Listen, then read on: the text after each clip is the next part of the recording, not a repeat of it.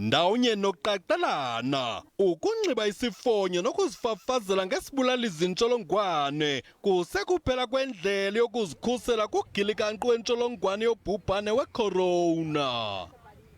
Abasunguli bombutho Imasks for Medics badlwengula umqhelo kokubona amagosa ezempilo asekuhlaleni eswantsuliswa kunqongophala kwezixhobo zokuzikhusela.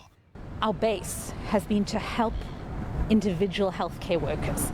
So doctors like ourselves, general practitioners, but very much so nurses, carers, physiotherapists, occupational therapists, funeral undertakers, anyone who is at higher risk of contracting COVID-19 and therefore will be taken out of being able to care for others. So we're caring for the carer, because I don't know who else would look after us when we all get sick. Kwisithuba sonyaka lombutho sele unkinkishele amakhulu amawaka abantu izixhobo zokuzikhusela kwiphondo lasentshona koloni kuquka namaziko enkondekazi neengwevu ukukhusela abasebenzi abahlali kunye neendwendwe. In a lot of these homes they shut down even though we're in level 2.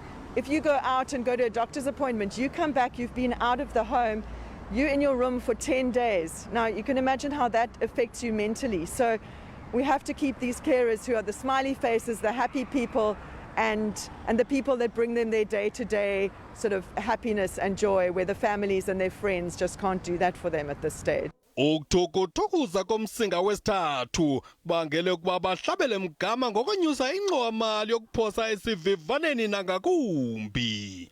We're thinking that the Western Cape, the third wave will be surging in the Western Cape probably in about 2 weeks' time, excuse me.